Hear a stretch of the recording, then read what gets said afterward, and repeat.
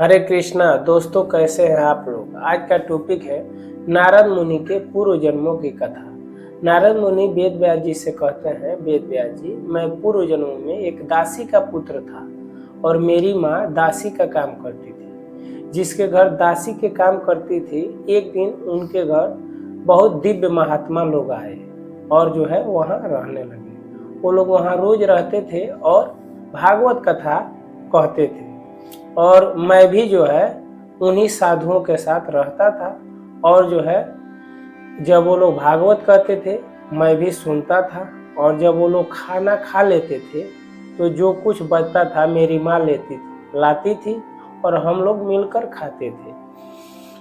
2-4 दिन 10 दिन और साधु महात्मा रहे और जो है वहाँ से वो लोग चले गए। तो मैं जो है उनसे जो सीखा था उसी का मनन करता था। एक दिन की बात है वेद व्यास जी, अंधेरी रात थी और बारिश हो रही थी और मेरी माँ जो है गाय दूहने के लिए, दूध निकालने के लिए वो जो है गई और अंधेरा होने से उसका पैर एक सर्प के ऊपर पड़ गया और मेरी माँ को सर्प ने डस लिया और मेरी माँ की मृत्यु हो गई। ऐसा प्रारब्ध के अनुसार हुआ। जब मेरी माँ की मौत हो गई तो नारद जी कहते हैं वेद व्यास जी से, तो मुझे दुख हुआ क्योंकि मेरी माँ जो है मेरा लालन पालन करती थी, इसलिए मुझे दुख हुआ। और साधु संतों से जो मैं ज्ञान सुना था उसके अनुसार एक तरह से मैंने ये देखा कि प्रारब्ध में यही लिखा था, इसके लिए मुझे बहुत शोक नहीं हुआ। जब मेरी माँ चली गई तो मैं भी वहां से चला गया और मैं जो है उत्तर दिशा की ओर बढ़ने लगा। मैं बढ़ते बढ़ते एक जो है घना जंगल था, उस जंगल में पहुंचा। उस जंगल के किनारे एक बहुत बड़ा सरोवर था। मैंने वहां गया, स्नान किया और जल पिया। मुझे जो है बार बार जो महात्मा लोग ध्यान विधि बताए थे उसी ध्यान के अनुसार मैं बार बार उस भगवान का ध्यान करता था। जब मैं उस वृक्ष के नीचे वेद व्यास जी बैठकर जब उस हरि का मैं ध्यान कर रहा था तो एक बार मैंने ध्यान में उस भगवान का मैंने स्वरूप देखा। उसके बाद मेरा ध्यान टूट गया। वेद व्यास जी, मैं बार बार उसी स्वरूप का दर्शन कर रहा था लेकिन वह स्वरूप अब नहीं मेरे ध्यान में आ रहा था। तब मैं बहुत प्रयास किया, फिर भी नहीं हुआ। मेरे प्रयास करने के बावजूद जब उस स्वरूप का दर्शन नहीं हुआ तो आकाशवाणी हुई और आकाशवाणी में कहा गया है कि जिसका तुम बार बार ध्यान कर रहे हो अब जो है अब उसका दर्शन नहीं होगा। तो मैंने कहा कि आखिर जब दर्शन नहीं देना था तो उस स्वरूप का झलक मेरे ध्यान में क्यों आप दिखलाए।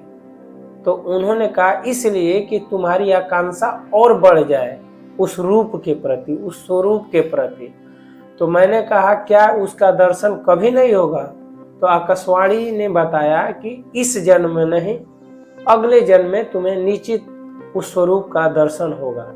तब मैंने जो है वेद व्यास जी, तब मैंने जो है मृत्यु की प्रतीक्षा करने लगा और जो है चारों तरफ भ्रमण करने लगा। और जैसे कोई राही जो है मार्ग भटका है और किसी से राह पूछने के लिए इंतजार करता है कि कोई आदमी मिले, सज्जन जिससे राह पूछ लूं, उसी तरह मैंने अपने मौत का प्रतीक्षा करने लगा। और वेद व्यास जी, मैं एक वृक्ष के नीचे बैठकर जो है ध्यान कर रहा था, उसी समय अचानक बिजली चमकने लगी और उस वृक्ष पे प्रारब्ध बस बिजली गिरी और मेरी मौत हो गई।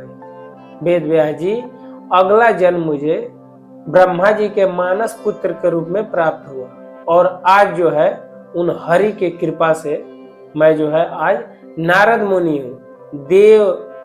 देव मुनि लोग मुझे कहते हैं। वेद व्यास जी, इसलिए आप तो